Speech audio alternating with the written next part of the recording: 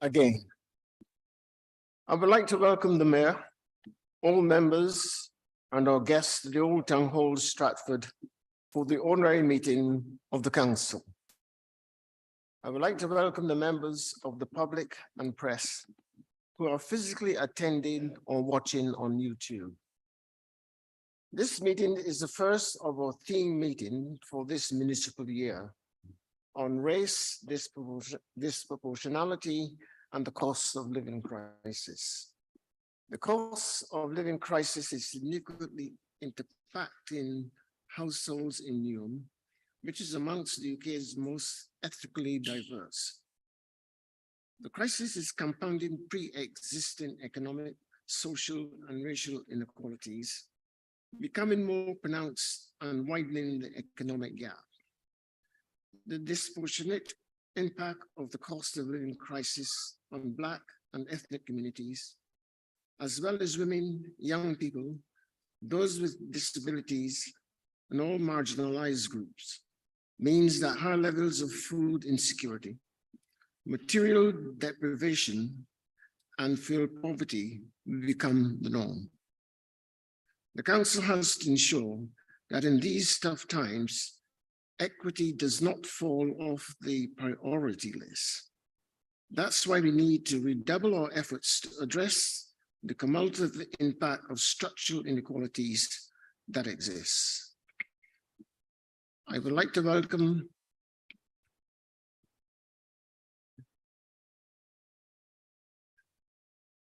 you'd like to speak.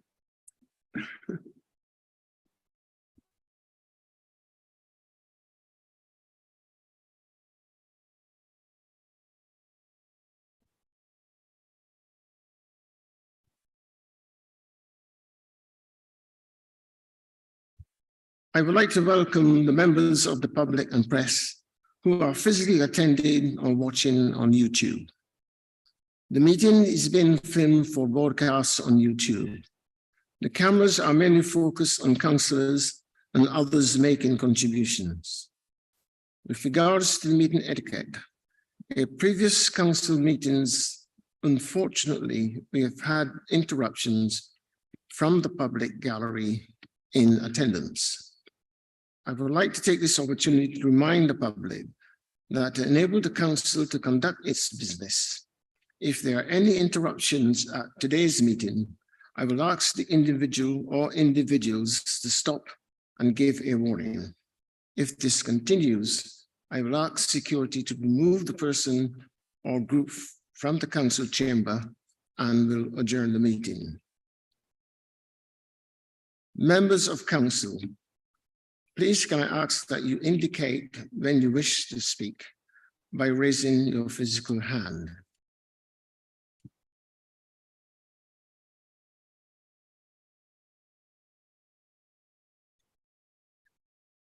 If you are invited to speak, please use the microphone or the lectern in the middle of the floor, if one has been provided, or walk to the nearest microphone stand on your left or right side, and to stand close to when talking.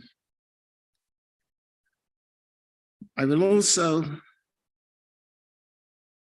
have considered the agenda for tonight's business, and there are reports that require the council to make a decision on and either agree with the recommendations or not set out in the reports. On this basis, I am reading the council agenda. In item report number 16, 17, 18, 19, and 20, to be taken before item 15 motions. I will also reorder the motions in accordance with the Constitution Rule Part 4, Rule 14.2. Motions for which notice has been given will be listed on the agenda in the order in which the notice was received. Motions listed as 1, MSG motion, is a new motion, so will be listed as motion 4. New order of motion will be as follows. Motion 1, supporting transgender communities.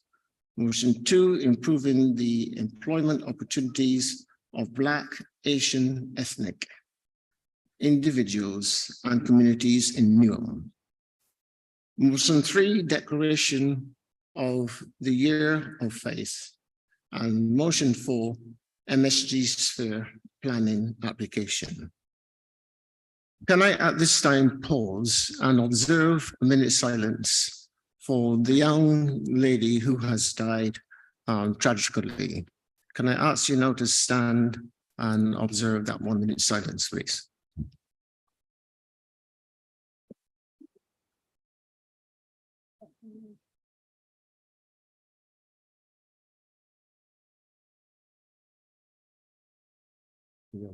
Go ahead.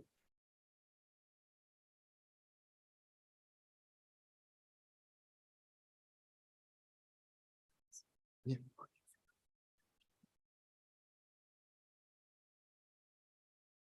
Colleagues, just to advise on behalf of the Chair of Council and First Citizen of Newham, in light of tonight's theme of racial inequity and disproportionality, we've agreed that we will take a moment and observe a 1 minute silence in memory of 2-year-old Awab Ishaq, who died shortly after his 2nd birthday in December 2020. As the coroner's inquest found last week, his death was caused by extensive mould in what was recognised as a defining moment for the housing sector in the UK. And it is right that as we discuss this evening, the theme of, yes, the cost of living crisis, but significantly more importantly, issues of the disproportionate impact on Black and ethnic communities in Newham, we mark and stand in solidarity with his parents and all of those housing justice campaigners. Thank you, Chair.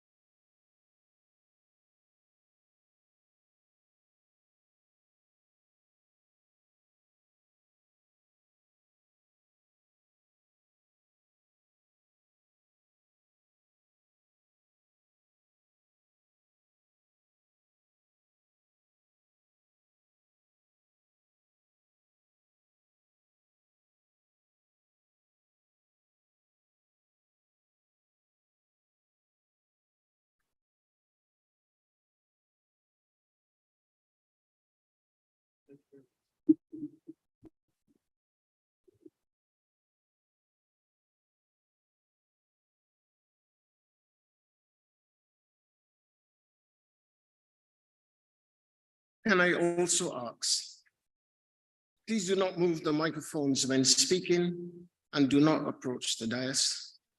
Please can I ask members and officers to introduce themselves when speaking. I would like to ask that everyone turn off their mobile phones to silent mode.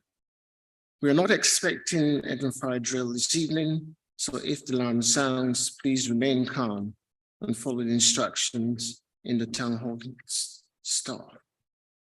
I now move to item 1 on your agenda. I have received apologies for absence for this evening's meeting from Councillor James Assa, Shaban Mohammed, Terence Paul, Avinder Singh Birdi, Luke Charters, Cecilia Welch, Louis Godfrey, Joy Laguda, Lester Hudson, Rohit Gupta, Carleen Adeje, Cannon and Easter, Charlie McLean. You're in 2 places, Councillor. Thank you very much indeed. Okay. Are there any apologies of absence from councillors to be recorded? Chair, can we add Councillor Anthony McCalvert to the list of apologies? Thank you. Any more? Councillor Garfield? Councillor Darwin.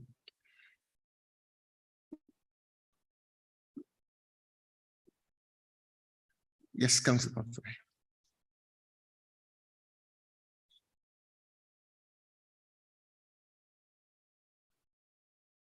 Thank you very much indeed. Thank you. Are there any more apologies? I now move to item 2 on your agenda. Are there any men? Pardon me? Councillor, do you hear that? Oh, no, Bacon. Okay, thank you.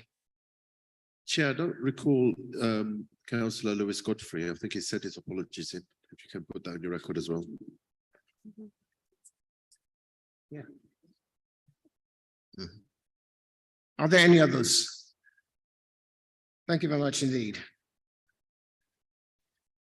Are there any members wishing to declare any disclosable pecuniary interests or any other interests they may have in any matter which is to be considered at this meeting?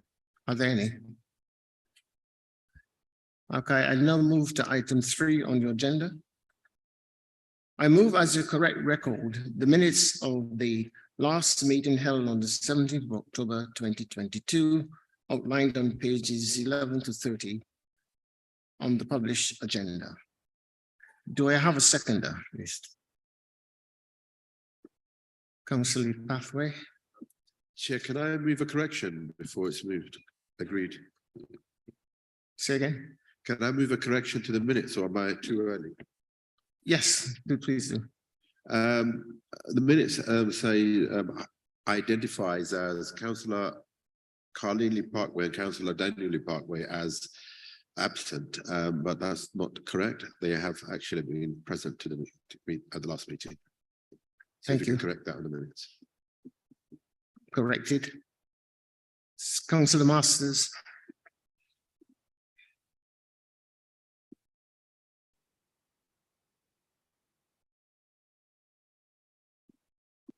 Yes, spotted a correction on page 13 under congratulations. The chair offered his congratulates. I'm assuming this is congratulations. Thank you. Correction will be made.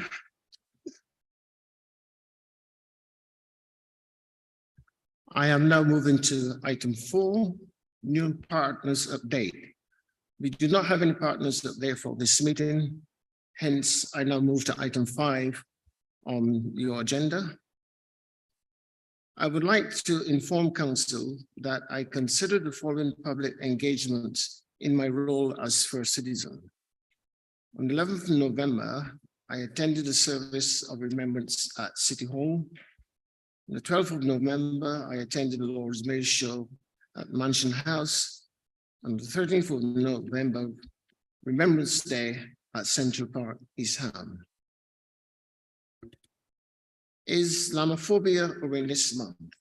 This month, Newham is supporting Islamophobia Awareness Month, a campaign founded in 2012 by a group of Muslim organizations, which aims to showcase the positive contributions of Muslims, as well as raise awareness of Islamophobia in society.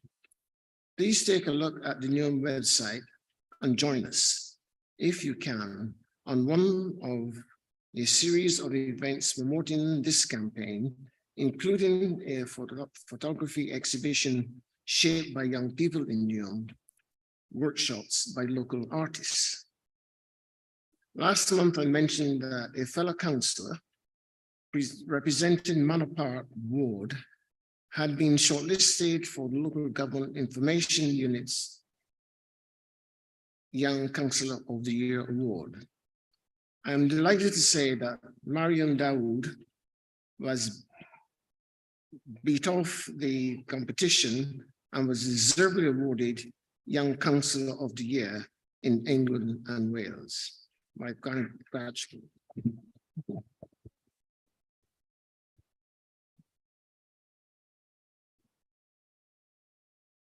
As she's not here, congratulations to Councillor Dawood. I now move to item 6, announcements by the Mayor, Roxana Fiaz. I invite the Mayor, Roxana Fiaz, to address the council and to make any announcements that you wish to make, to which you have 10 minutes. Thank you very much, Chair, and good evening, colleagues. So tonight's full council theme is the cost of living crisis, specifically how it will and is compounding existing economic, social and racial inequalities for Black and ethnic communities in Newham, and indeed in our country. Promoting racial justice and equity in the face of the cost of living crisis is fundamental to our response, and it always has been, as the cornerstone of the changes we have been pursuing here at the council since 2018, including through COVID-19, so that we build genuinely, truly a fairer Newham. And by doing so, tackle poverty and inequality, including racial inequality, because it structurally exists. The ethnic diversity of our borough's population, where 73% are from Black and ethnic communities, means that our residents in Newham are exposed disproportionately to the cost of living crisis. For them, it is an emergency of significant proportions. And let me tell you why this is. Earlier this month, research published by non-profit People Like Us in collaboration with Census-Wide attests to that. They surveyed 2,023 working professionals aged 16 plus from racially diverse backgrounds. And that survey revealed the following. Over half of those professionals surveyed from a racially diverse background, some 52%, say government support will not see them through the next 6 months. 41% of those professionals surveyed are worried about being made redundant due to rising costs, compared to 27% of their white counterparts. Ethnic professionals are more likely to borrow money, move in with family, and skip meals due to the cost of living crisis. While 7 in 10, that's 70% of UK workers are now more worried about the cost of living crisis than the COVID-19 pandemic at the time, redundancy worries are worse for workers from Black, Asian, mixed race and ethnic backgrounds. 41% worry that they will lose their jobs in the wake of increased costs, compared to 27% of those from a white British background.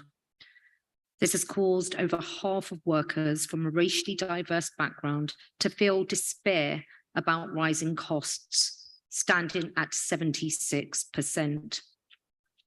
Even with the increased focus on diversity and inclusion, over the last few years, only 37%, just over a third of employees from ethnic communities feel that it is a priority for their organisations. So here's the thing. In addition to the disproportionate financial impact of the cost of living emergency, ethnic minority professionals are also having to pay for it with their health, their homes, and their careers, because the psychological burden of it is creating secondary or even tertiary crises, as over half of professionals from diverse backgrounds, some 56%, admit to feeling despair. That's 8% higher than their white counterparts. We talk about the rising cost of living crisis, and in Newham, it's an emergency with intersectional impact on Black and ethnic communities, including those from our Black and ethnic communities who are women, young people, and disabled. Renters in Newham are facing ever-increasing rents in the absence of rent caps.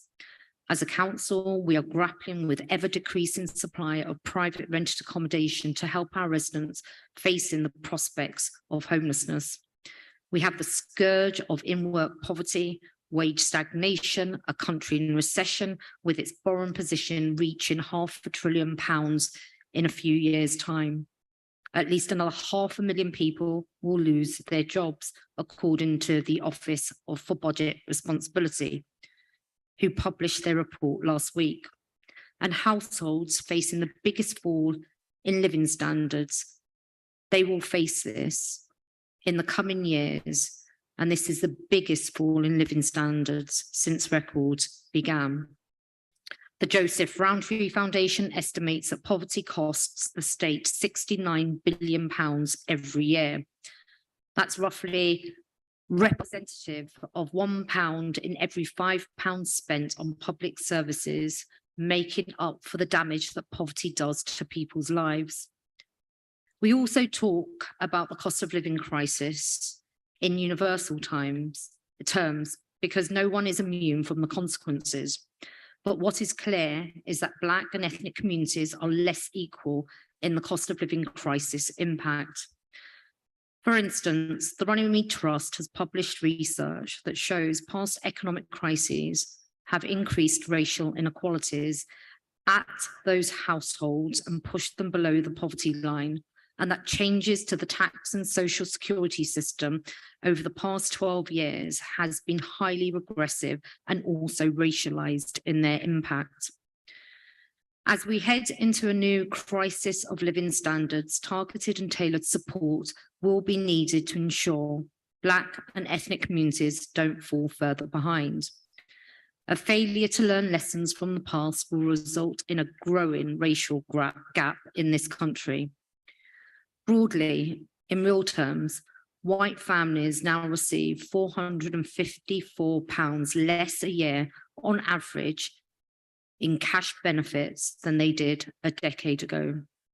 But this worsens to £806 less a year for Black and minor ethnic community families, and £1,635 less for Black families.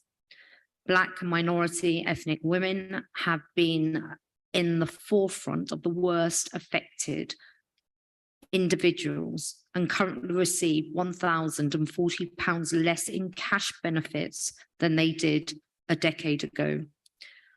As this crisis compounds pre-existing economic, social and racial inequalities, which will become more pronounced, I am pleased to announce tonight that the independent chair of the Commission on the Future of Multi-Ethnic and Diverse Newham, which I announced at the annual council meeting in May, is Sunda Katwala. Sunda is director of British Future, the independent non-partisan charity which researches integration, immigration, identity and race. Of Indian and Irish heritage, he is amongst the most vital and influential voices in the UK in this important area, and I am delighted that he will be starting the work of the Commission in the new year. I will be providing members and residents further details at the full council meeting in January, including details about the Commission's scope of work and its full membership. But tonight, I want to say that Sunda's appointment is another demonstration that even in these tough times, racial justice and equality will not fall off our priority list. Thank you.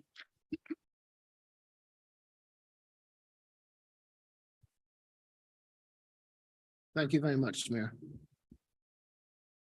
I'm now moving to item 7 on your agenda.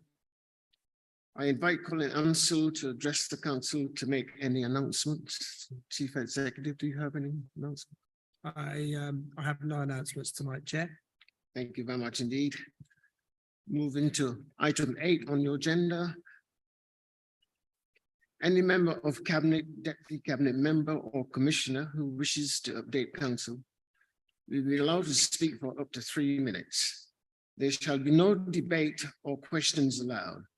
Does any member of the Cabinet, Deputy Cabinet Member or Commissioner wish to speak? Yes, sir. Just one person held their hand up, you see.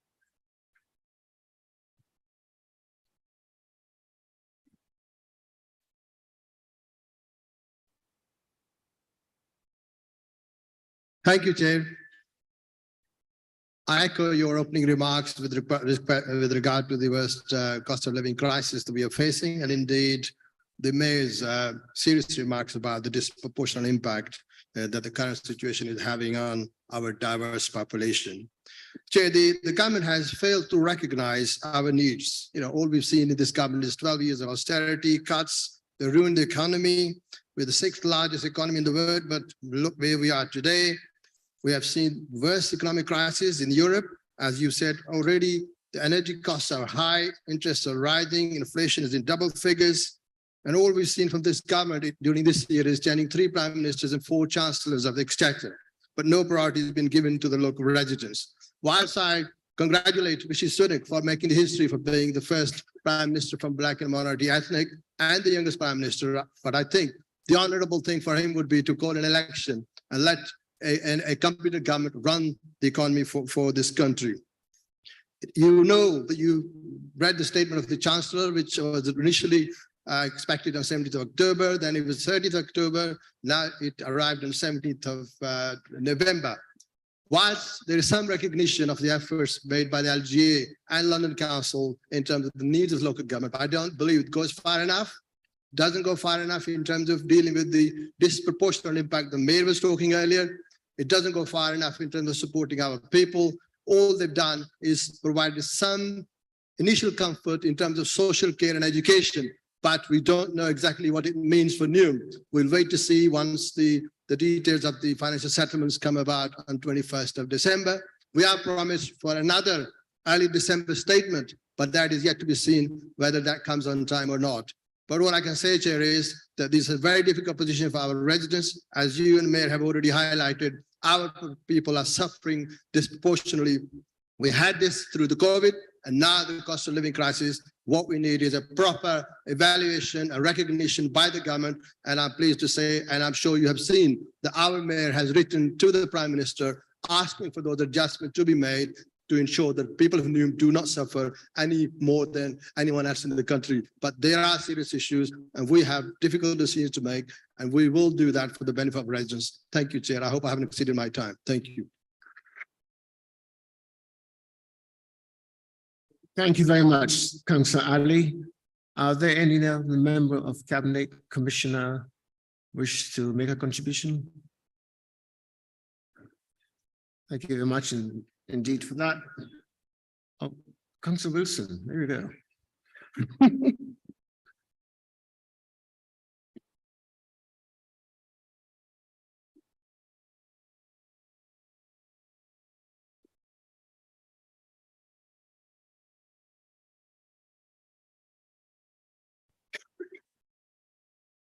Yes, thank you very much, Chair. And it's always a privilege to follow my colleague, Councillor Ali, who has previously been in this role. I'm obviously in the role of Cabinet Member for Health and Adult Social Care. Just adding a little bit of where we are. Yes, there's been some announcements made, but we await whether they're actually really dealing with the crisis that both our health services in and our adult social care, but also I would extend that to children's social care. But I just wanted to talk a little bit about the fact that we have had a disappointing announcement. This council was one of the 6 local authorities in the Trailblazer programme for social care reform. And it's interesting that we're not certain on where that's going to land. A lot of work and effort has been had by our officer team in adults with Trailblazers, with civil servants in central government and the Department of Health. But we await, as I think Councillor Ali has already indicated, with some uncertainty on the landscape, both in governance terms, but more importantly in the resources that are needed.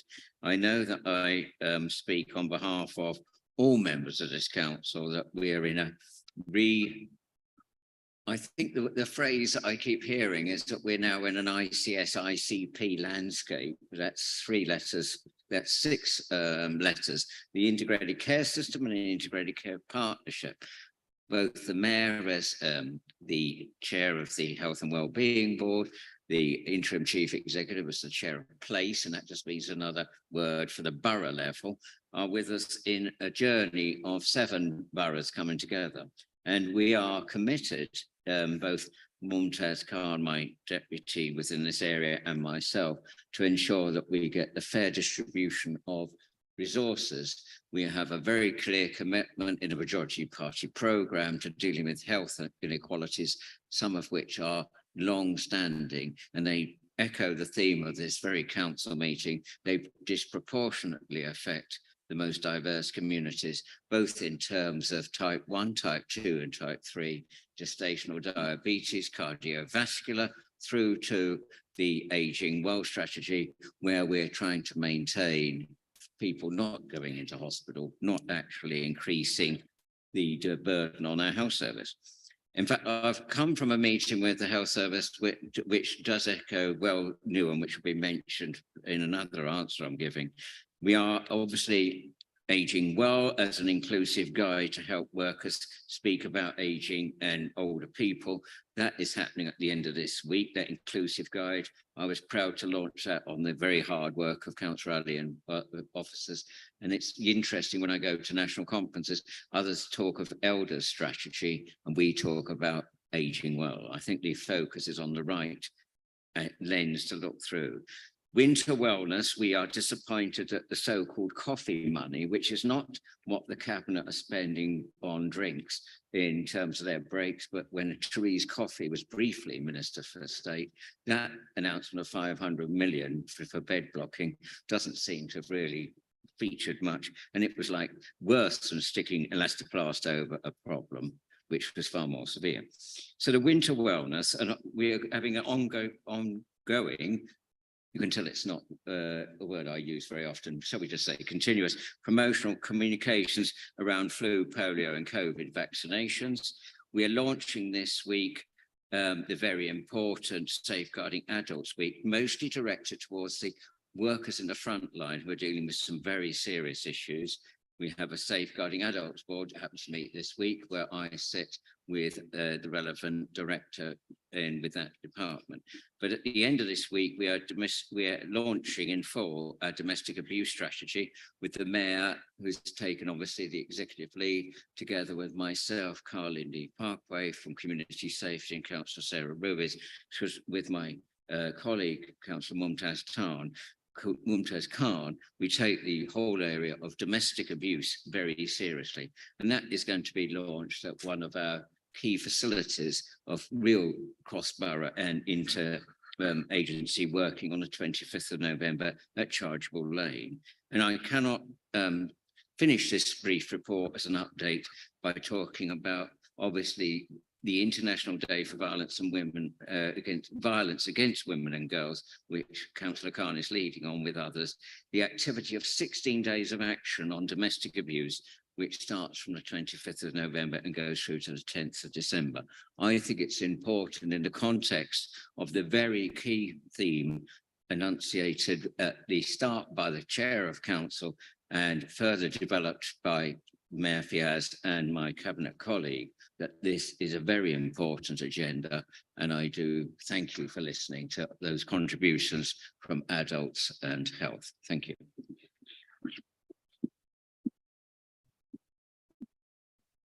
Thank you very much, Councillor Wilson. Any other cabinet member, deputy cabinet member or commissioner wish to speak? Thank you very much indeed. I'm now moving to item 9 on your agenda. Now, this is normally a report from the chair of the Scrutiny Committee, who is absent this evening. Do we have a deputy who want to? Councillor Masters.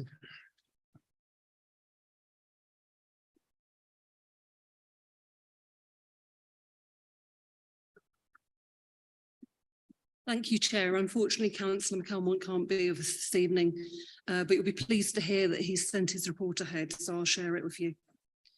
Good evening, colleagues. I'm pleased to share with you a summary of some of the work of Scrutiny. Having developed its work programme for the year, all Scrutiny Commissions and the Overview and Scrutiny Committee are well into their work. We also had the start of Budget Working Commission, Overview and Scrutiny Committee. The Overview and Scrutiny Committee reviewed earlier this month the implementation of the Newham Legacy Investments, London Stadium, Scrutiny Commission recommendations. It also looked at what lessons could be learnt from the Council's response to supporting people fleeing persecution from other countries, particularly Ukraine, Syria and Afghanistan. Finally, it reviewed the work of on-site Home Office immigration officers in Newham. At its next meeting later this month, it will examine the performance and progress in the delivery of the Building a Fairer Newham corporate plan, quarterly monitoring of the Council's budget and community assemblies, and community infrastructure levy spending. There will also be a Q&A session with Councillor Wilson on his cabinet portfolio, which we've just heard a lot about. Budget Working Commission. The Budget Working Commission has started with sessions focusing on the general overview of the current budget and challenges relating to risks, growth and savings. Following on from this, there have been targeted sessions looking at specific areas, including children's services, education and young people, as well as housing and temporary accommodation. Following this, there'll be scrutiny sessions on public health, homelessness and adults, and then on reserves and the review of the overall budget. This will conclude the first stage of the Commission. The second stage will examine the Council's savings and growth proposals and proposed budget. Health and Adult Social Care Scrutiny Commission, I can sort of talk about this one, great length. The Health and Adult Social Care Scrutiny Commission's been reviewing key COVID-19 and flu numbers, vaccinations, the latest elective waiting list numbers, monkeypox and winter planning updates. We've also sort of recently examined the Council's social care assurance work linked to the Care Quality Commission's draft assessment framework. And finally, and this touches on the subject that we're sort of looking at this evening, health scrutiny has also been sort of spending a lot of time looking at inequalities in the health system. This follows that work that was done last year looking at our public health strategy. We're now looking at health determinants in around sort of inequalities in maternity, and the last scrutiny meeting, we were also sort of looking at inequalities in mental health services and received some very, very powerful scrutiny, or very powerful sort of witness statements from people. And we had witnesses from Mind, Ask Newham, Swim Enterprises, the Caribbean and African Health Network, and we're going to be hearing from the South London and Maudsley NHS Foundation Trust. The Scrutiny Commission looking at the relationship between Black boys and the borough. This scrutiny has sort of been exploring the theme of the experiences of Black boys at colleges of further education, with a particular focus on their educational attainment and life chances post-college. We had external organisations from the Black Leadership Network, New Vic and Newham College come and share their experiences. Education, Children and Young People Scrutiny Commission. This will meet later this week to review the local safeguarding annual report and to understand the work undertaken in Newham between the council, schools and partners to ensure that children are kept safe from exploitation across the borough. It will also continue to monitor the ongoing improvement of the services supporting children with special educational needs and disabilities, following the Ofsted CQC service inspection in spring 2022. It will discuss the impact of service restructures to brighter futures on the provision of services and how they'll be developed in the future. Finally, it will be getting an update on the status of educational achievement in the borough. Crime and Antisocial Behaviour Commission. This commission will be meeting early next month to review the strategy and streams of work to keep women safe and the domestic abuse needs assessment and strategy. It will also have a briefing on the findings from the sex workers consultation. Regeneration Housing and Environment Commission. The Regeneration Housing Environment Commission will meet later this month to review temporary accommodation in Newham and electric vehicle and green infrastructure in Newham. And there endeth the report from the Chair of Overview and Scrutiny.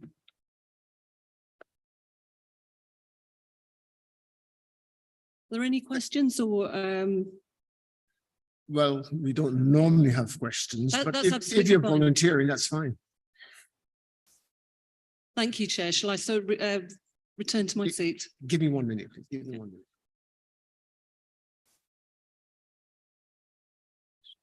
minute. I'm afraid we can do it. Okay. Any questions, please, to Susan? Yes, Mr. Griffith. We're going to do a duet. Are we? You've never heard me sing, have you? No. Right, excuse me. Yes, thank you, Chair, and thank you for that. In view of question 5 that's down by my award colleague Rohit Dasgupta, who's not able to be here tonight, I wonder if there's any time to be found by scrutiny in the new year after April for a thorough look at the emergency plans by private sector landlords in our multi-landlord blocks. That will be a question for Mr. Lee Parkway, who's head of that particular commission. If I call him up to the mic.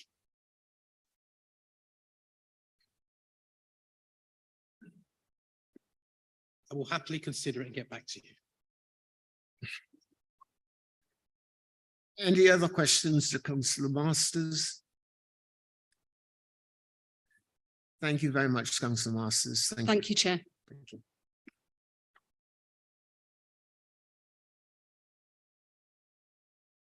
I'm now moving to item 10 on your agenda.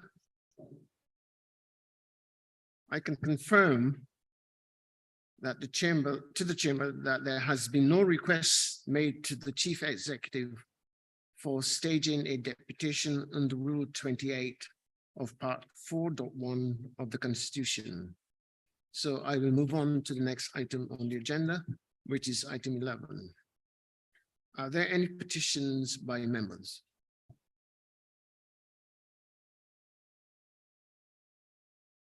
Okay. I'm now moving to the next item on the agenda, which is item 12. I can confirm to the chamber that there have been 6 questions received and accepted by the interim chief executive. The questions with the published responses can be seen from pages 7 to 13 on the supplementary agenda order paper published earlier today. Can I remind you that in accordance with 26.7 of the council rules, there will be a time limit of 40 minutes on members' questions. There are 2 questions each from councillors John Morris and Nate Higgins and Rohit Gupta. Councillor Rohit Gupta's questions were received after the deadline. I have accepted these as urgent in accordance with the council's constitution rule 26.3. To assist the council in this process, we will introduce the following procedure in accordance with the council constitution rule. Each member to ask their question or to confirm as published. All members will be given a verbal response to their questions by the appropriate member, but can request as published. This is to allow the council to progress the agenda on this occasion. Under Council Procedure Rule 26.5, any supplementary question asked must arise directly out of the question or reply, and members must phrase those questions appropriately and not seek to make a statement. Should members fail to heed this requirement, I will intervene to stop them. Question 1, excuse me. I call upon Councillor John Morris to ask their first question.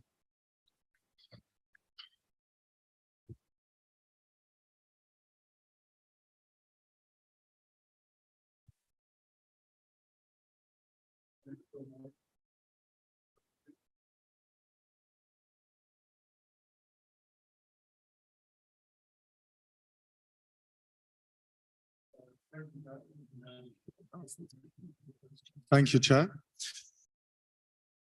I'm John Morris, Councillor for Plaistow West and Canning Town East.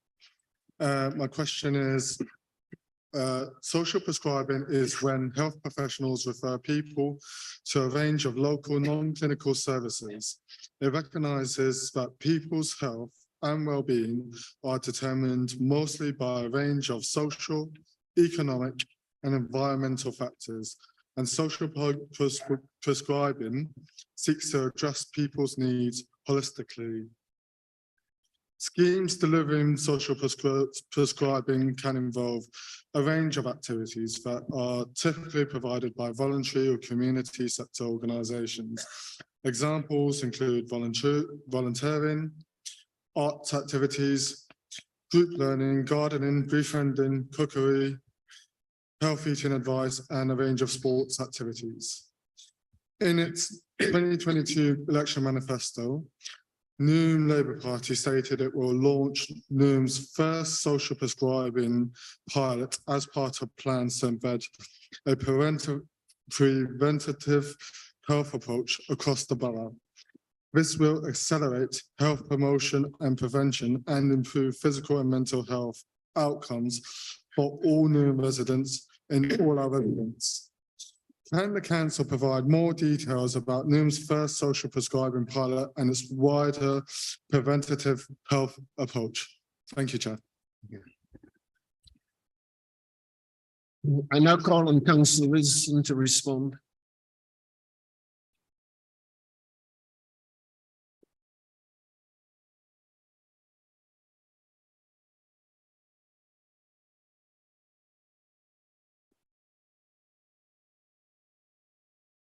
It's very clear that there is a published response, but I just want to add a few comments to that, and I would welcome any supplementaries based on what I've said as well, if that's allowed under the Constitution.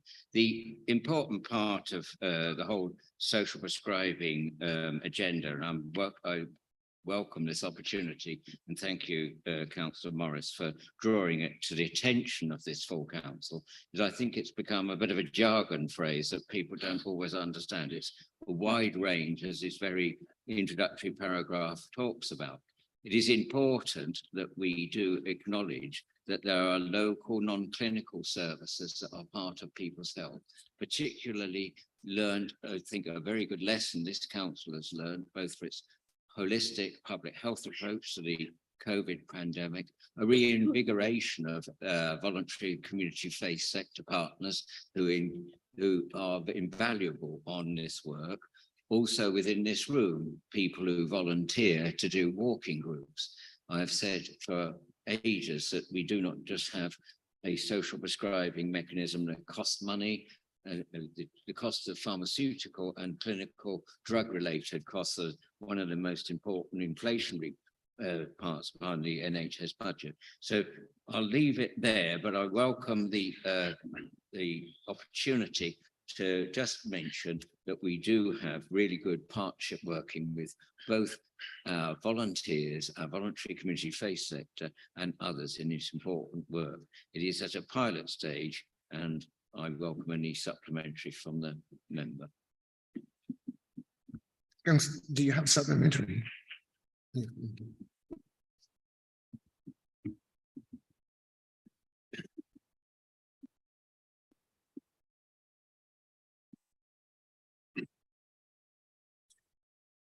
Thank you, Chair. In Councillor Wilson's published response, he mentions additionally, there is the impending launch of digital tools to enable social prescribing-like activity across the borough. Would Councillor Wilson mind providing more details of what digital tools will become available? Thank you very much. The written response does talk about the type of services in a digital age being provided for professionals, so that there's genuine multi-agency working across all the sectors listed. For instance, Live Well Newham that I've already mentioned tonight in terms of weight management, but there is an app which is already being used at people at the health service site that I visited earlier on, where people can actually access, and there's a data sharing issue, there often is with health data, but protecting people's confidentiality. In the Well Newham projects tonight, for instance, people who may report to an outpatient, if I can just use an example, Councillor Morris, if that's okay, just to illustrate the use of this app. So people may be attending Newham General Hospital, where cardiovascular services are operating. While they're waiting to see their cardiologist for a follow-up, either at round 2 or round 3, they may be approached by volunteers and ask if they can share their details, and then they'll be on a social prescribing pathway. The data on this app, which is, I think, appropriately called Joy, because it's a nice word, it's in a time when people are often under stress, that as well as cardiac rehabilitation services, which are mainly done by professionals, there is this ability to use digital tools rightly, so that the professionals involved will then monitor either at the GP level or in community health services or in the voluntary care sector. So that's just one example of a digital tool. But I just want to anticipate another question coming in to council next time. We are not excluding people. We have to be very clear that the digital tools are mainly for professionals in terms of data sharing with the right caveats around patient confidentiality, but also we are not reinforcing the digital exclusion that is so often another part of disproportionality. Thank you very much. Thank you, Councillor Wilson. Councillor Morris, you have a second question.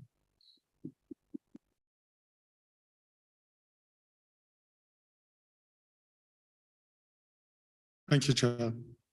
My second question is directed to Councillor Carlini Parkway, Cabinet Member for Crime and Community Safety. Newham Council recently published its hate crime strategy.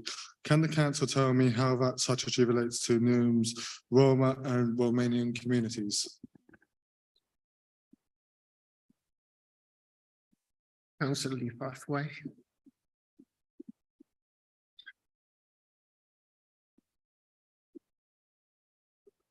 Thank you, Chair. I know you said don't touch the mic, but okay. So thank you, Councillor Morris, for your response, and the published response goes as such.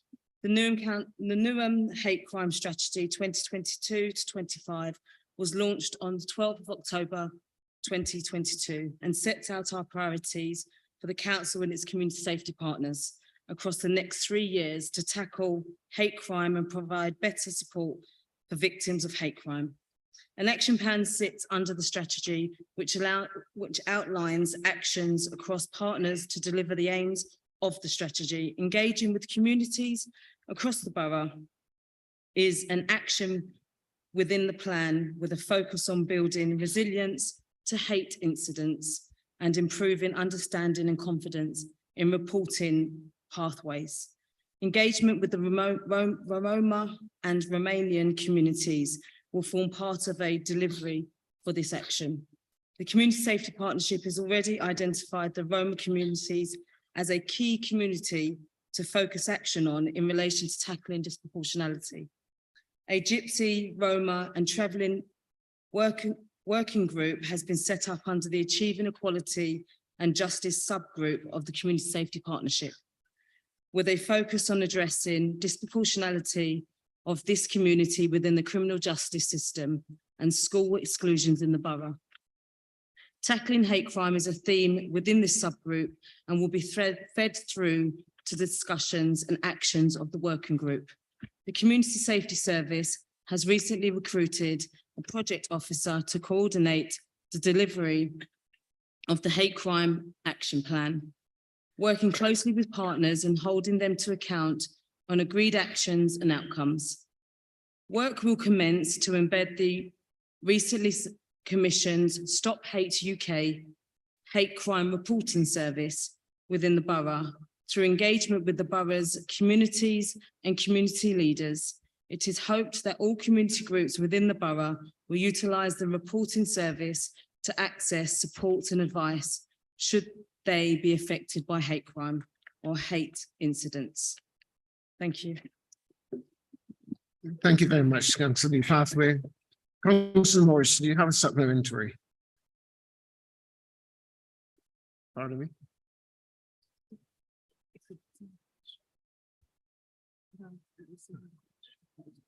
Different member.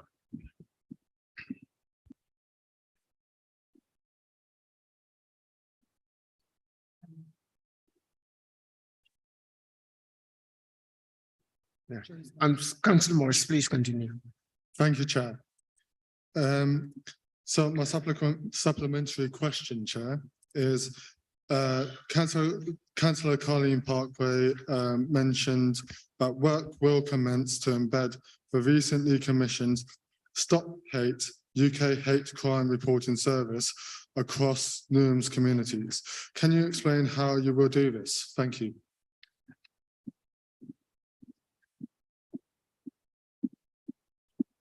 Thank you, Councillor Morris. Chair, am I allowed to answer? Pardon me? Am I allowed to answer? Yes. Thank you. Yes. So thank you for your supplementary, Councillor Morris. So just in regards to the wider piece of work regarding the Stop Hate UK Hate Crime Reporting Service, what the council are actually doing is we're currently developing a media campaign to outline our approach in regards to how we tackle hate crime, full stop. And this will be done by wider advertising of the actual app in which we've commissioned. What's happening within the next week or so is we are having tackling hate crime posters being put around the borough in regards to making sure that we have the ability to show residents what it is that we're doing with the Stop Hate Crime campaign.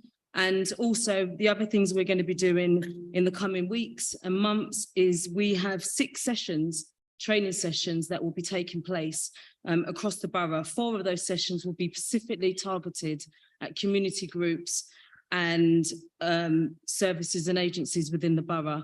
And that will be specifically to make sure that the practice in which is being deployed by organisations is that of the standards which we expect through the campaign. And then there will be a further 2 sessions that will be delivered for residents.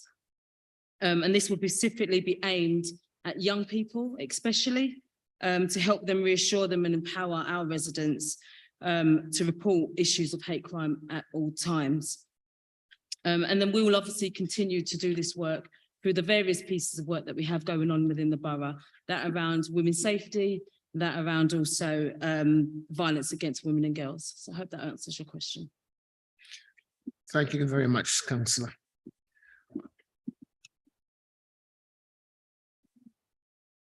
Question 3. I called upon Councillor Nate Higgins to ask the first question.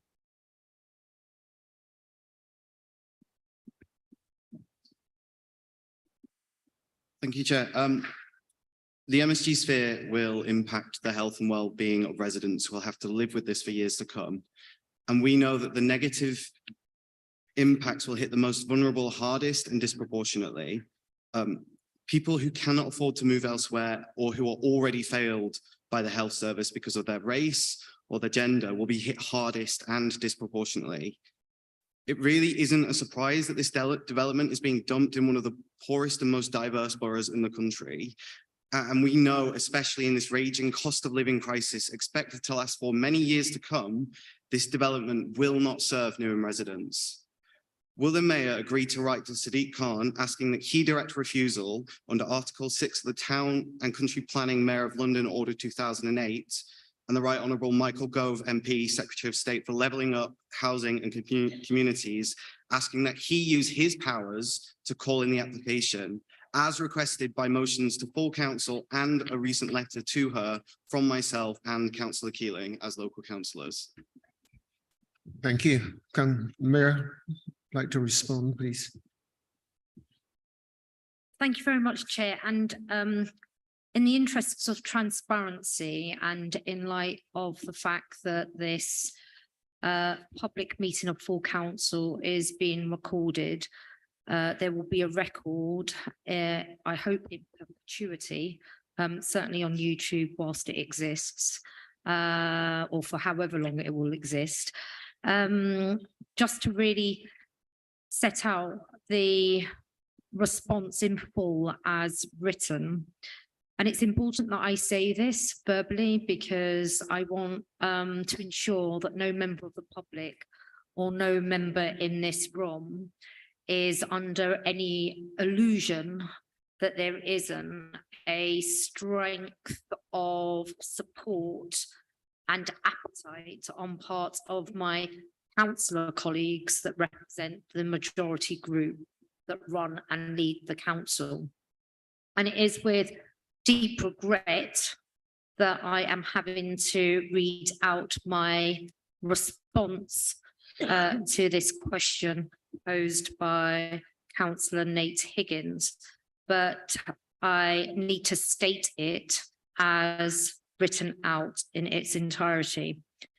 It is regretful that despite an amendment to the then MSG spare motion submitted to July's full council, which was presented by me and seconded by Councillor John Wentworth, it has now been appropriated alongside another submitted by members of the majority group under the guise of a member's question at this month's themed meeting of full council, which is about the cost of living crisis, disproportionality, and the impact on Black and ethnic communities.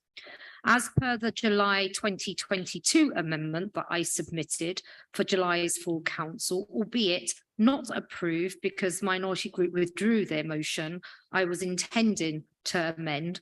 I had already called for councillors to sign a letter about the MSG sphere that I intended to send to the Mayor of London. Moreover, my councillor colleagues, councillors Terry Paul and councillor Sabia Kamali, had additionally submitted a motion to the meeting of full council in October 2022 about sending letters to the Mayor of London and the Secretary of State as well. While that motion wasn't discussed at the October 2022 meeting of full council because the guillotine on motions in line with the Constitution impeded further debate on motions, it was nonetheless due to come back to a future non-themed full council meeting in the new year. Finally, please note, the MSG sphere application lies within the area of Newham, where the London Legacy Development Corporation, that's the LLDC, are presently the local planning authority. The applications for the sphere and associated advertisement consent have been deferred from the LLDC's applications decision committee, and as yet there is no date listed as to when they will be reconsidered. Newham Council's local planning authority has consistently objected to the applications, as have I as the portfolio lead and in my role as the Mayor of Newham. The application will need to be referred to the London Mayor before a decision can be made, and in line with my advocacy role in championing the interests of all residents and ongoing campaigning on this matter, I have every intention of making representations to the Mayor of London and the Secretary of State once the LLDC's draft decision is published, if it is published at all. Thank you, colleagues. Thank you, Mayor. Just one moment, Councillor. I didn't call you. Okay. Okay. However, do you have a supplementary? Yes. Could you put it, please? Thank you, Chair. Look, Democratic Services reviewed the question and they've approved it as related to the theme. It's for them to decide, not for the Mayor. The motion on the agenda highlights some of the reasons why this question is related to the theme, but that's for later today. Newham cyclists and Sean Berry, a London Assembly member, have already written to Sadiq Khan asking that he direct the refusal. I keep putting motions and questions because I would like her to do the same, and I don't know why she's waiting. She could do it now, and I wouldn't need to keep bringing motions.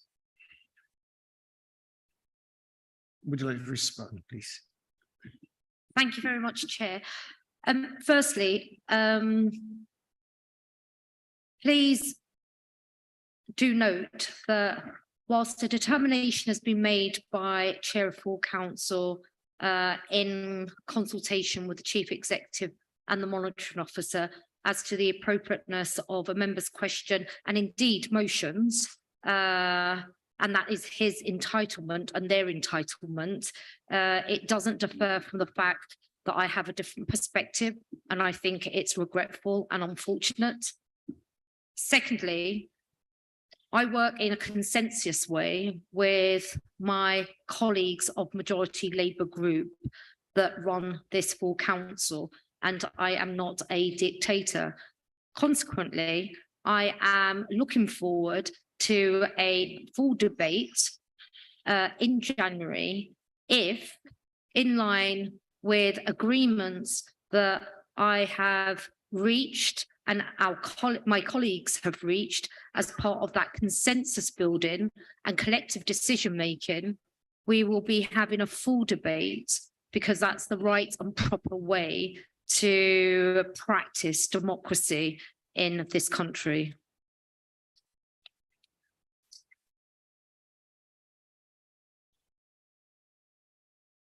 Thank you very much indeed, Mayor. Question 4.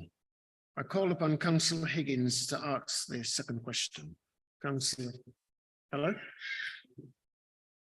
I stable, yes. Okay.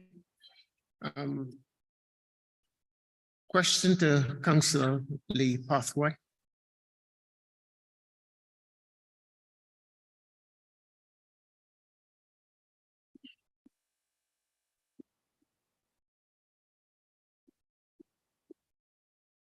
Thank you, Chair. Thank you, Councillor Nate Higgins, for your question, and I will read out the response as required. The Council is developing a strategy which sensitively acknowledges the complexity of prostitution and the diversity of people involved who are at risk of harm. We want to reduce the stigmatisation and exploitation of street and off-street sex workers, and are working across our public health, adult social care and community safety teams to ensure that they are safe. Community safety partners are already working to support women involved in sex work through a multi-agency approach focused on providing support around their needs through appropriate interventions and referrals. The Council's public consultation on the proposed PSPO is about targeting those who exploit women, not the women themselves.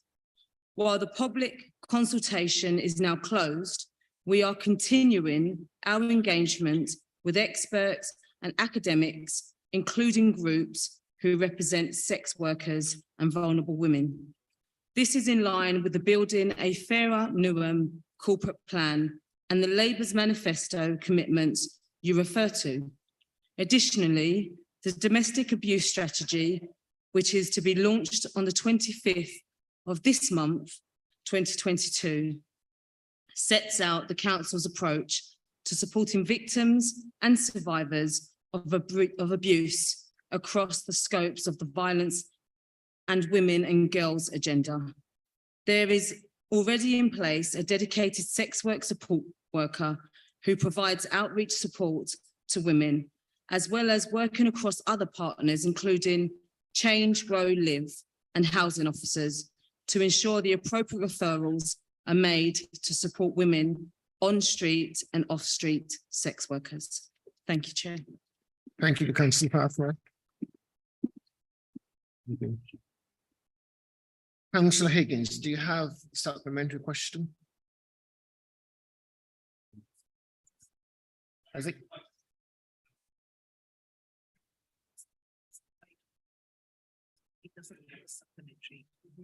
Yeah, indeed.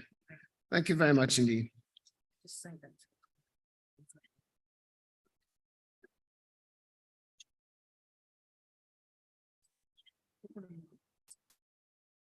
Yeah, okay, Councillor, you, according to the Constitution, you can have a supplementary question, so, but the choice is yours, okay? So could we move on?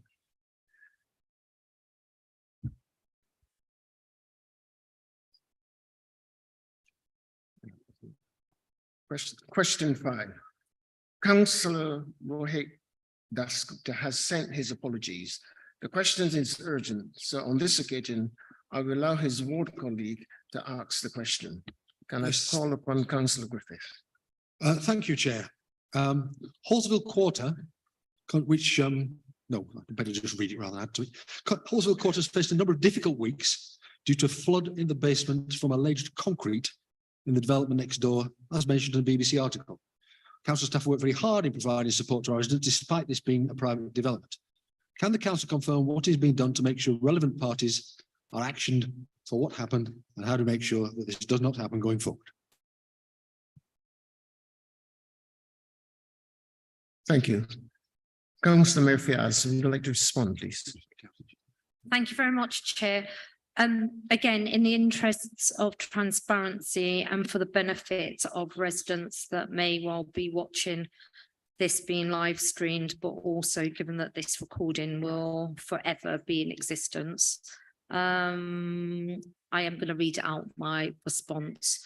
Right, so it is understood that the pouring of concrete into the main sewer by construction contractors caused a blockage, which in turn resulted in the flooding of a basement plant room where the electrical supply was located. It took 2 to 3 days to pump out the diluted sewage, and then over 2 weeks to assess the damage and reconnect electrics to the commercial and residential properties. The response of the council was swift to ensure the safety of the residents, and that the relevant management agent mobilised a response for the emergency relocation of tenants. A forensic engineer is currently investigating on behalf of the private sector owners insurance company to establish liability. The council will monitor the investigation to understand if any lessons can be learned. The council can confirm that the design and construction of the Hallsville development was approved by a registered building control inspector. Do you have a supplementary, Councillor Griffith? Oh, I do. Am I allowed to ask it in many phrases with lots of question marks? Thank you for that, Ms. Mayor.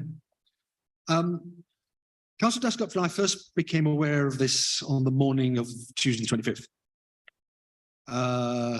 Actually, on the early afternoon of Saturday, the 22nd, we'd both been in the largest of the 3 blocks concerned, along with some assistance from Councillor Charter. So we started getting lots of emails about this huge problem. I'm very pleased to find that council staff were already onto it. So extra commendations to them. However, lots of issues arise, particularly about how good the emergency planning is of managing agents. One of these blocks is entirely private sector lettings. Another is about 2/3 private sector lettings, with almost all of them having different landlords, and there's an overall managing agent. Now, none of that's unusual. That's true of most 21st century blocks in this borough and lots of other places as well. So questions arise about how well prepared their emergency plans are. How well prepared are they to put people in hotels? Because people had to move several times and were much distressed. Some of them were put in hotels where they couldn't take their pets, although they'd been told they could. Some had to move at short notice. They kept being given optimistic noises about when they'd be able to go back. Now they're all back now, but they're on diesel generators, because parts that are required to reconnect the mains take about 3 months to manufacture. Should managing agents I'm not going to name this managing agent, because for all I know, they're among the best. They might be among the best. Should managing agents in many blocks be required as part of their emergency plans to keep such items in stock? Lots of issues arise from this issue of these 3 blocks of flats and this hotel and all the ground floor businesses. They will be for this council and for the fire brigade to deal with for some time, and for others as well. Thank you. Thank you. Mayor, would you like to respond? Right. Councillor Griffith, would you like to come back to the? Just making the acquaintance of the council's desk up to speak. We just want to know what the question was.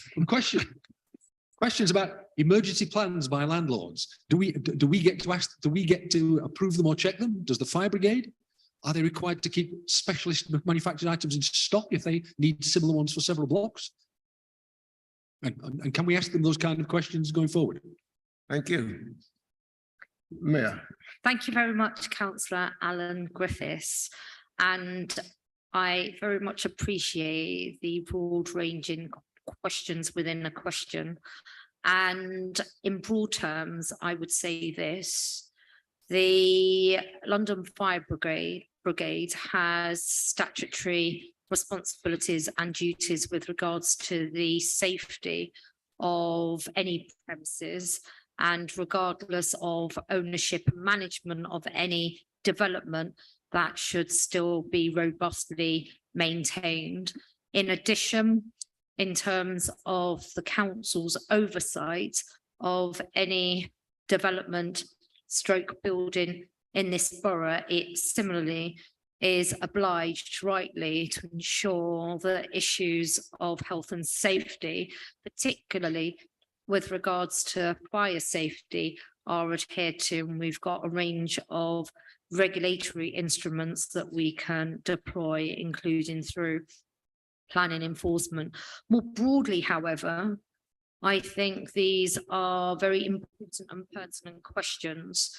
The developers that operate within the private sector need to be answering, and there is a role for the council to be playing, that they have the right governance arrangements on their management boards. As I understand it, Hallsville Quarter Management Board has a legal duty under the terms of its Articles of Association to protect the interests of its residents living across all of the developments of Hallsville Quarter that have been built to date. It is evident to me, as the Mayor of Newham, in my examination of the issues and in the reporting back of the observations by Councillor Rohit Dasgupta, whom, as you will be aware, I appointed onto this external body at the May annual council meeting. It is very evident that there are serious issues of appropriate governance and oversight of the majority members of the Hallsville Quarter Management Board. And I wanted to use this opportunity to commend the focus and the relentless bringing to attention by Councillor Rohit Dasgupta on behalf of Newham residents, on behalf of residents in his ward, to great antagonism by other members of the Hallsville Quarter Management Board, and for that they should be ashamed. Thank you. Thank you. Thank you, Mayor. We now move to question 6.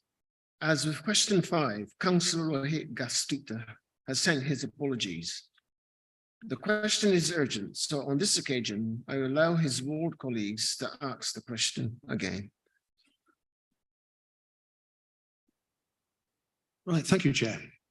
There was a second flood in Hallsville Quarter after most of the residents had gone back, due to a burst pipe a little further down Rathbone Street, which impacted water supply for a while leading to that street being completely flooded. Can the council confirm if Thames Water has told us what the cause of this is, and how do we make sure that our residents continue to have faith that as a council we do everything in our power on their behalf?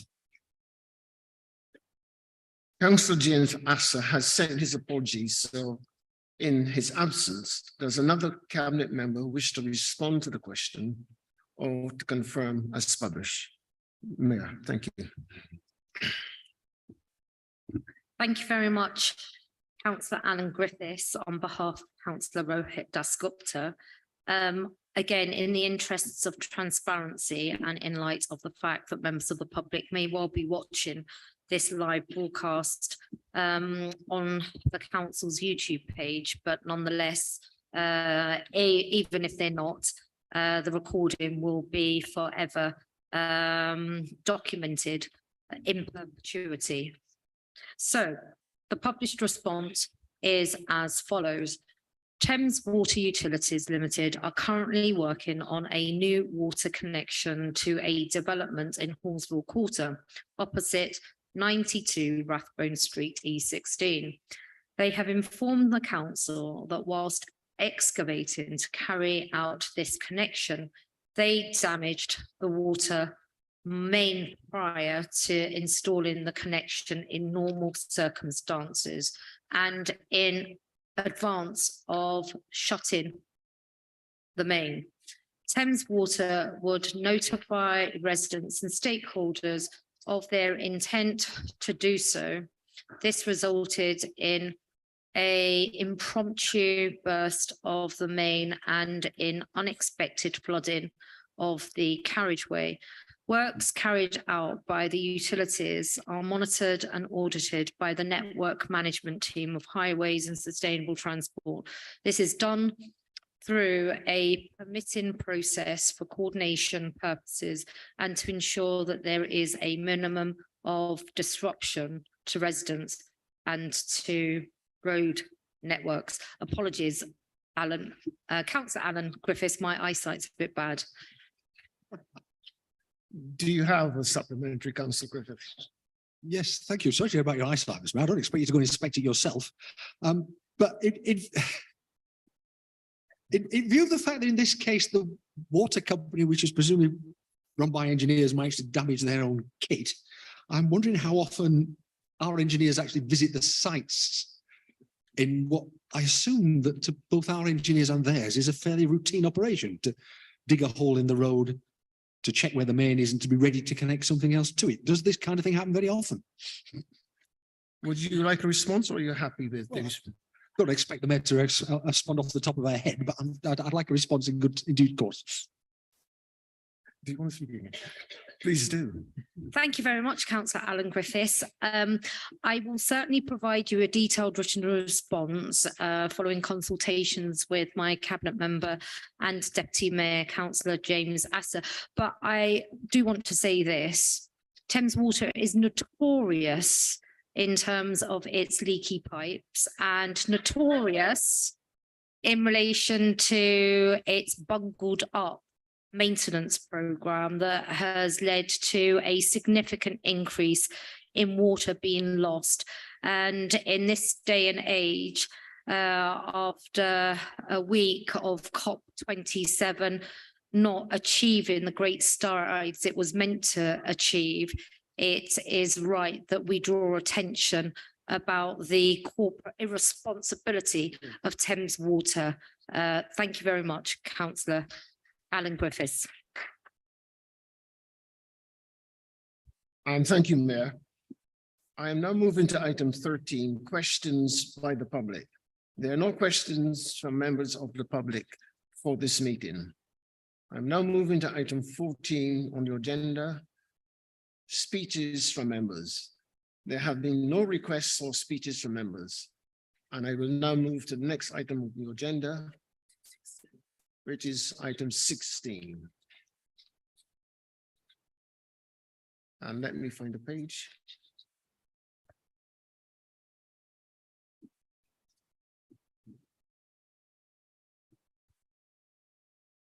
I'm now moving to item 16, Civic Awards 2022, recommendations of the Civic Awards panel outlined on pages 35 to 42 on your agenda. I call upon Mayor Roxana Fiers to present the report. You have up to 5 minutes, please, Mayor. Thank you very much, Chair and colleagues.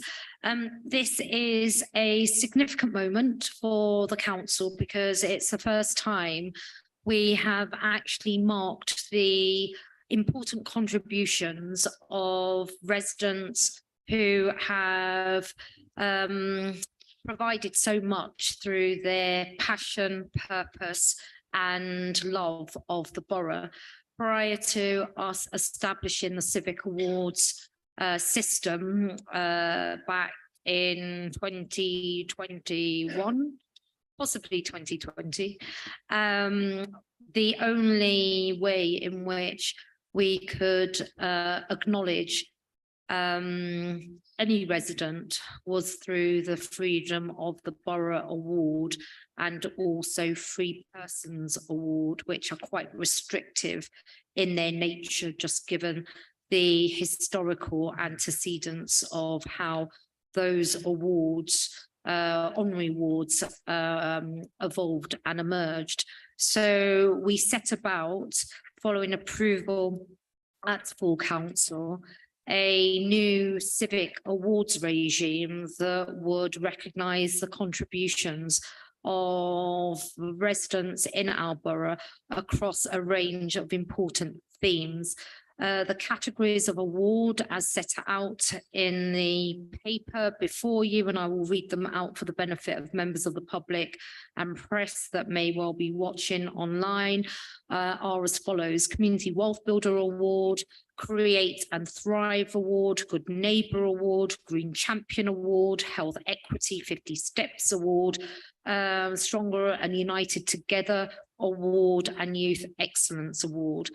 I'd like to take this opportunity to firstly draw your attention to the definitions of the award categories, because that will be relevant to a debate that we'll be having shortly with regards to an associated paper coming to full council this evening. But I also wanted to take this opportunity to commend the input of all Civic Award panel members, many of whom are here, but including the independent borough-wide partner representatives from the London Fire Brigade, Christopher Kendall, who's station commander for Stratford and Plaistow Fire Station, and also for Christopher Booty, who's the leader of the 2382 East Ham Squadron Air Cadets, and Joseph Lyons, who's the Chief Executive of the West Ham United Foundation. Also, we've had the input of young people on the panel, and that's been extremely well received by other members of the panel. And it's been quite a challenging process in order to determine of the individuals that have been nominated, who should be a recipient of the award.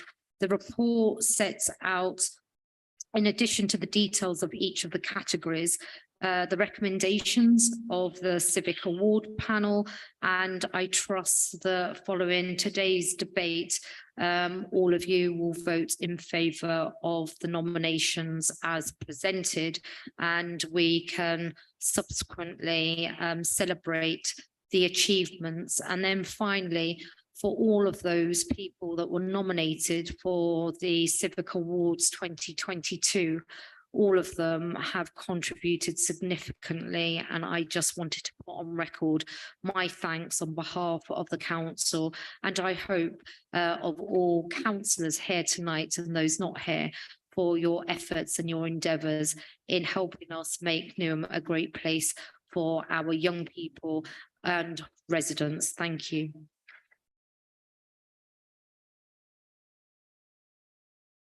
Do we have a seconder to the report? Yeah, Councillor Higgins. Sorry, Keelan. Sorry, Keelan, forgive me. Say again? Thank you. Does any councillor wish to speak on this particular item? I think that's a no, right? Oh, Councillor Master, sorry.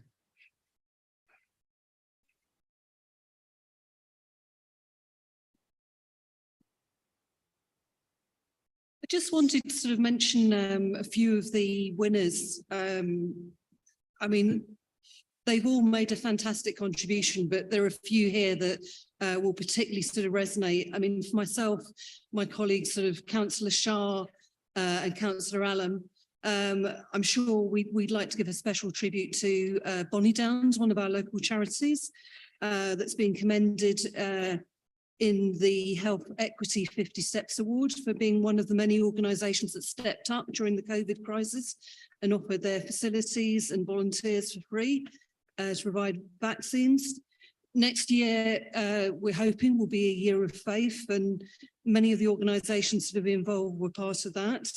I'd like to commend Violet White, who got the Good Neighbour Award, who I know very well from the Co-Production Forum, an excellent body that allows people who are affected by or sort of participate in our social care services to actually be involved in their co-design. And then finally, I think it's really important to mention Born Everywhere Made in Newham, who are a fantastic local organisation, now up to literally just under 300 members, all residents from across different cultures, different parts of our borough, all sort of committed to making our borough a finer place and working together with the council. So I just want to say, you know, we've got some excellent sort of people who've won awards. Thank you. Thank you.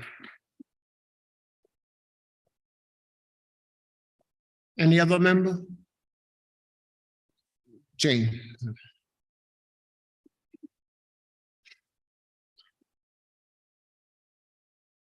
Hello, thank you. Just very briefly, because I was on that awards panel too, and it was an impressive number of nominations that we did receive. And as the Mayor noted, we had quite a challenging time to really tease out who to give the award to. I mean, they were wonderful, exceptional contributions they'd made, but there were a number, and they were all nominated by residents. So these were people who had made a change to residents' lives. Thank you. Thank you. Any other contributions from any member? Councillor Ali.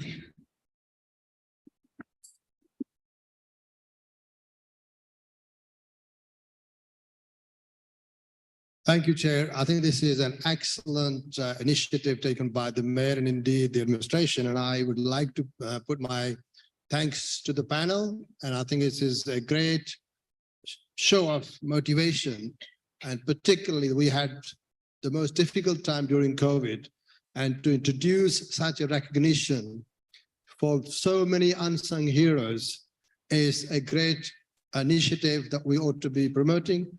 And I know panel had a very difficult task because there were so many nominations, but I'm sure there's more to come. And it is particularly helpful to recognize the range of awards, which actually reflects the sensitivities as well as the seriousness of the contribution that people have made into Newham in our society. So I would like to thank the panel and congratulate the panel for choosing the most difficult task they had in their hands. But I'm sure many people will see this as an encouragement and motivation and feel the council does work hard to recognize their contribution. Thank you, Chair.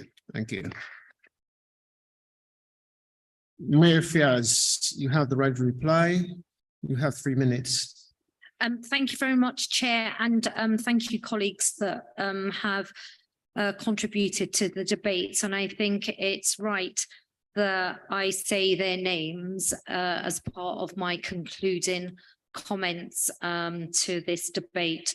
So for the Create and Thrive Award, what follows is the recommendation of the Civic Awards panel, and this is to be given to Mr. Paul Archer, subject to what full council determines this evening. So well done to Mr. Paul Archer. In addition, the awards panel particularly commended Miss Sonia Quintero, the founder of the Newham Poetry Group and the Rosetta Arts Organisation, for the inclusive approach to the arts, albeit they weren't successful in regards to the award. For the Good Neighbourhood Award, really wanted to ask you to join me in sharing our congratulations. Obviously, this is if full council approves Violet White, who is a long-term advocate for older people in the borough, and she has reached a wonderful age, very much reflecting a journey of advocacy for Newham residents. So congratulations to Violet White.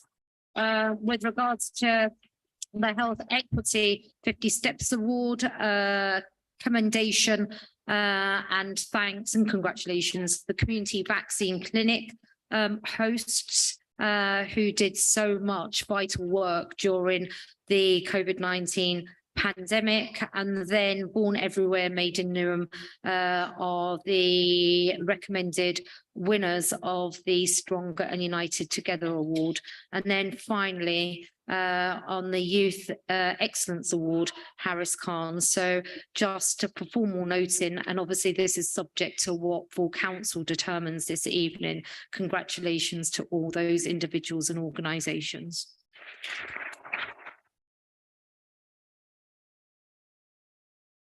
We will now move to the vote.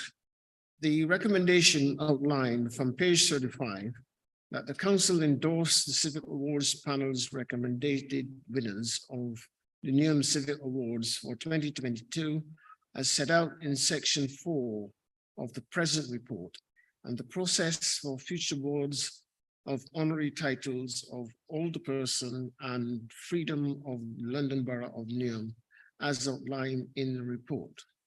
All those in favour, please show. Thank you very much indeed. Those against? 0. Any abstentions? Thank you all very much. That is carried.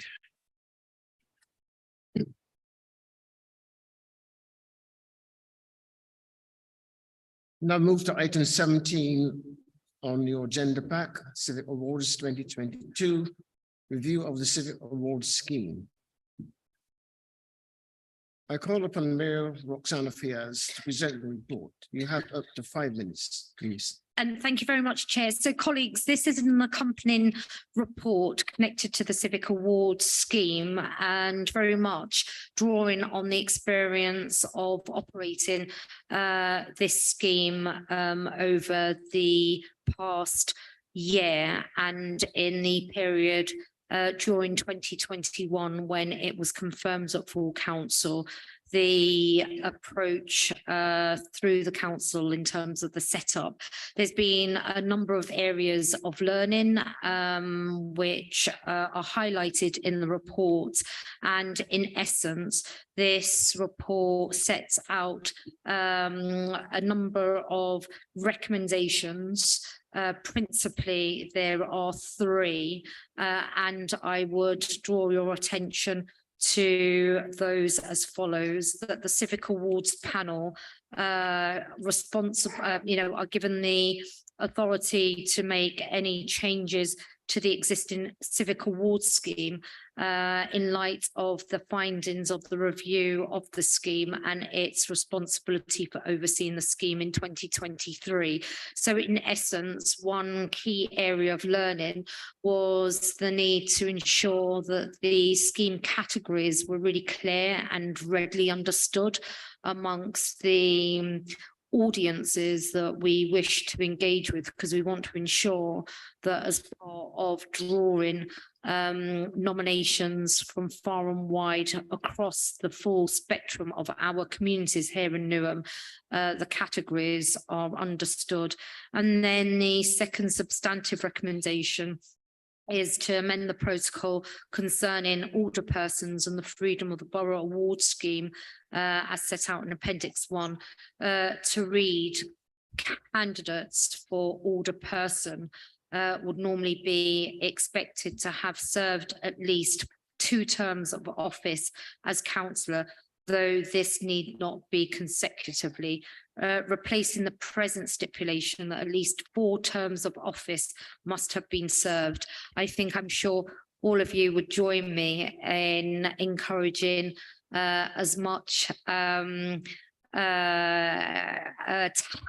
I've got to be careful with what I say. I'm so sorry. I'm sure councillor colleagues would join me in noting the importance of fresh blood in all forums of our democracy in this country, not least given our history in the borough.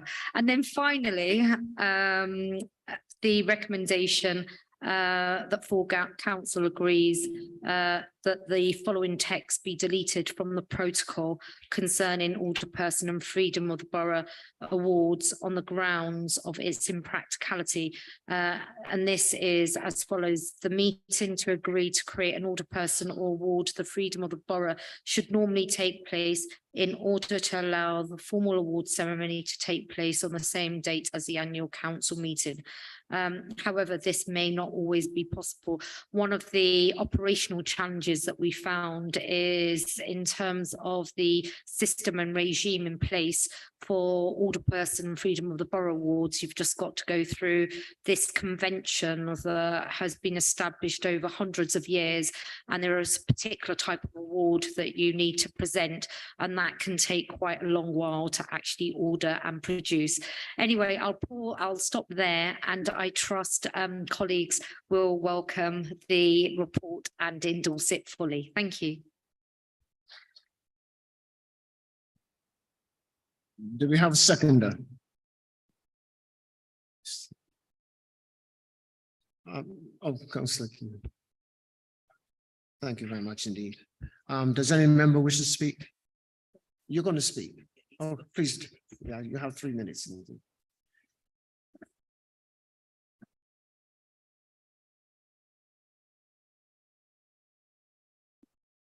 Thank you, Chair.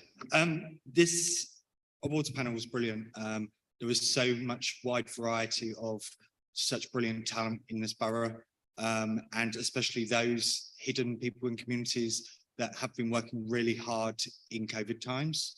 It was really great and really difficult for us to actually string out and have these fruitful discussions on where people are best placed and for what award as well. It was really slightly disappointing that we couldn't find a community wealth builder and also a green champion. But as with this review of how it all went, hopefully in the future, better communications out to our wards might help us find people which would fit those categories better. The nominees should be honoured and proud, and also most people that were nominated that didn't get through but were just commended should be very proud as well. I would like to really thank all the external borough-wide partner reps, and it was also really great to see a younger person on the committee too. And I would also like to really commend Steve Tennyson for the work that he did as well. And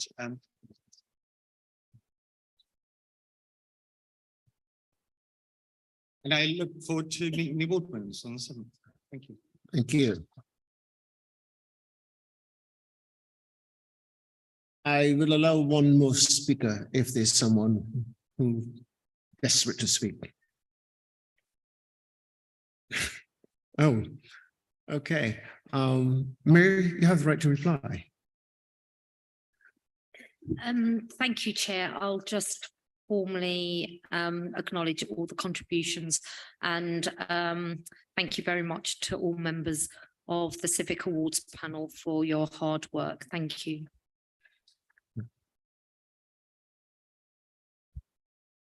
We will now move to the vote.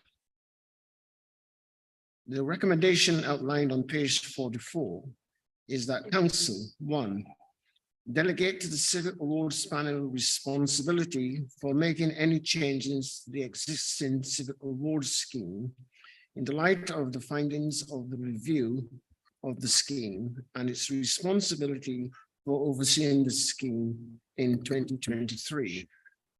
Agree to amend the protocol concerning older persons and the freedom of the borough award schemes at Appendix 1 to read: candidates for older person would normally be expected to have served at least 2 terms of office as a councillor.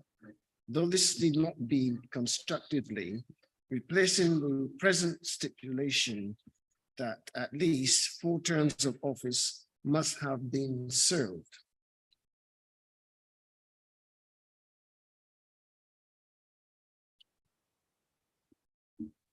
Forgive me for the pause. 2, agree that the following text be deleted from the protocol concerning older person and freedom of the borough awards on the grounds of its impracticability. The meeting to agree to create an alderperson or ward the freedom of the borough should normally take place in order to allow the formal award ceremony to take place on the same date as the annual council meeting. However, this may not always be possible. All those in favor, please raise your hand. Thank you. Any against? Any abstentions? Thank you very much indeed. That is carried.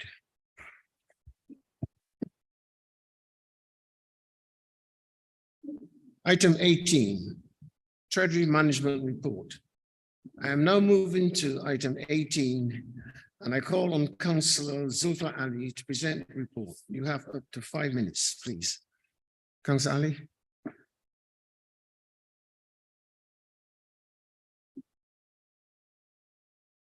Thank you, Chair.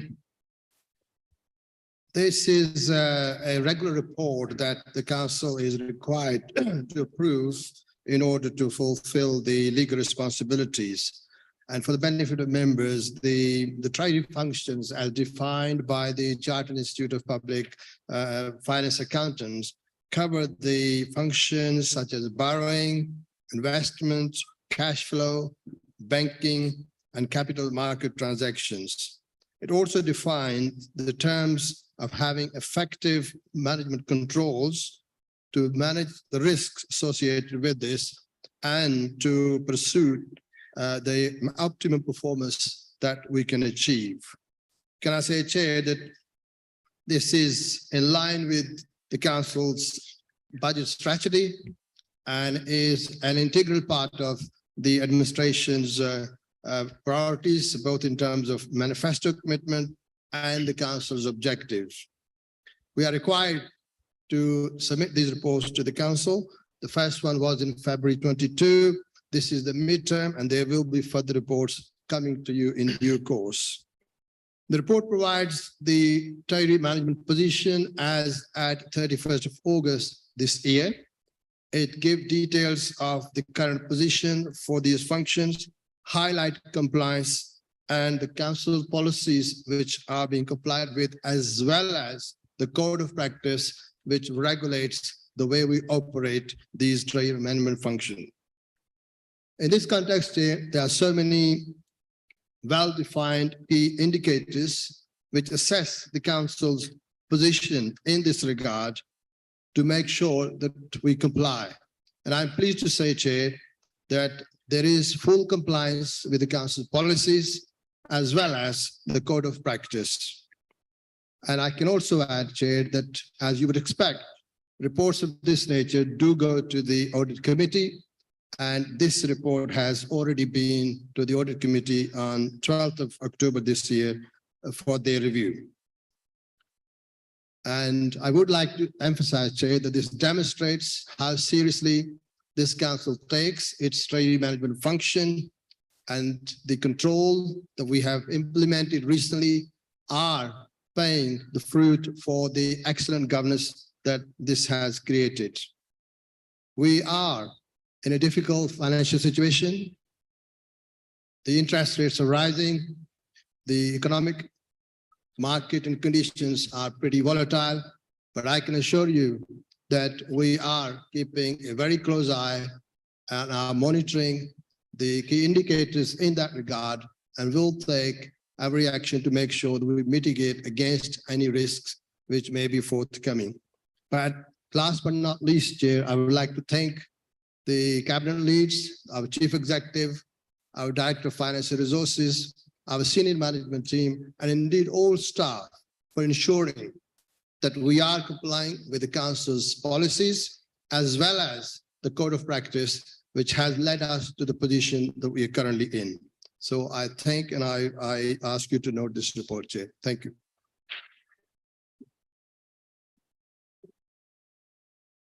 Is it? What is the point? I think you're out of time for that, actually. To extend, he needs a seconder, and then you need to automate. So he's asking to extend the council meetings, you need a second. Yeah, forgive me, just a minute, please.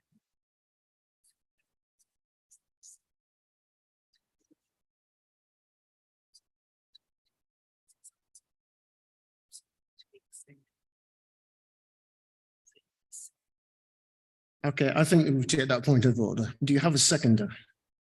Is a seconder? Council, no, just 1 minute. That's 1 minute. Just 1 minute. Yeah, just remain there for a while, please. Seconded by Councillor Higgins. Healing. You second the motion. Right. In that case, yes. Didn't hear you. Okay. Chair, I'm proposing extending standing orders. We have a motion on the agenda on trans rights. Over the weekend, there was a murderous attack at Club Q in Colorado Springs.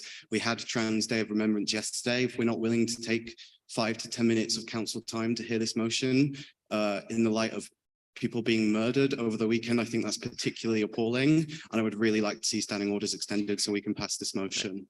Thank you. Yeah, we have a seconder. Now I need to put this to the vote. Those in favor of the motion, please show. 2 members, those against.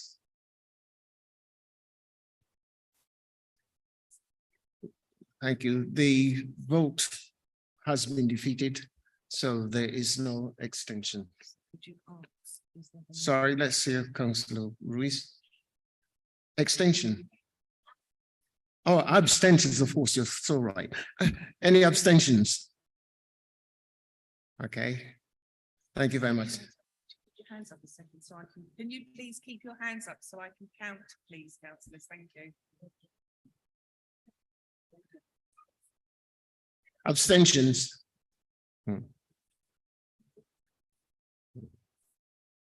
Doesn't get extended. Right, So you need to relay that to the meeting. right. And we'll continue the vote. Okay, the meeting does not get extended because the vote has been lost. Could we continue with the Treasury Management report? And we have 4 minutes to conclude this. Now, did we have a seconder? Had a seconder for the Treasury Management report, Mayor? I'll formally second. You formally second. Thank you very much indeed. I don't think because of the time, I don't should speak. To see you just need to know to do this thing. Because of the time. Yeah. You've got to read that. Okay. I wonder if the proposer would mind foregoing any contributions to the motion because we're out of time, basically. So if that is going to be voted on, it has to be done within 3 minutes. Would you like a right of reply? No, so therefore we can move to the vote. So the recommendations. Right, those in favor, please show. Thank you very much indeed. Those against? Any abstentions? Right, that is carried. Now, it takes us to where the guillotine will fall at 9 p.m. All motions will be carried forward to the next council and any reports will be on as the recommendation as follows. Need to be voted. Right, so on item 19, revised terms of reference for the Health and Wellbeing Board. Now we have to vote on that. Okay, so those in favor of that going forward to the next meeting. No, so it's recommendations. So could you ask them to read the recommendations of the report? Okay. But could you agree, could you vote on the recommendations of the report? Okay. On the revised terms of reference for the Health and Wellbeing Board. Chair, I'm here to introduce it very briefly, and I make one amendment. Now, Can I well, indulge you as chair to just make my one amendment and go straight to the vote?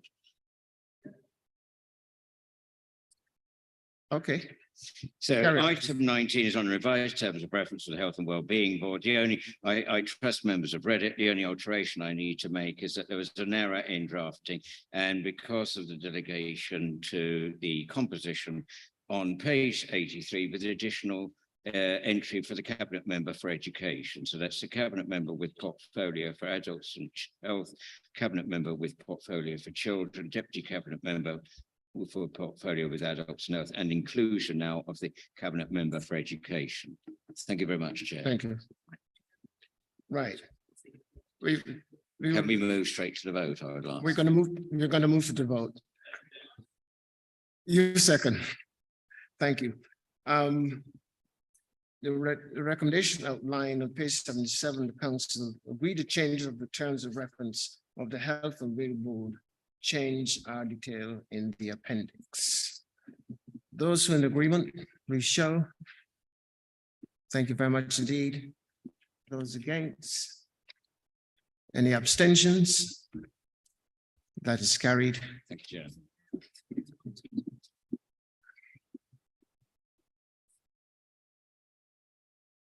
I'm now moving to item 20, special urgency. Sorry? Right, the guillotine's fallen.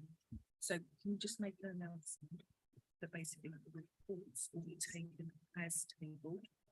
And you're now going to move to the close of the meeting, okay? Right. So the reports will be taken as recommendations listed. Right. The reports will be taken and the recommendations are listed, Listed. yeah. So we have to assess the reports and now it's just close the meeting. Mhm. Right. We don't need to close it.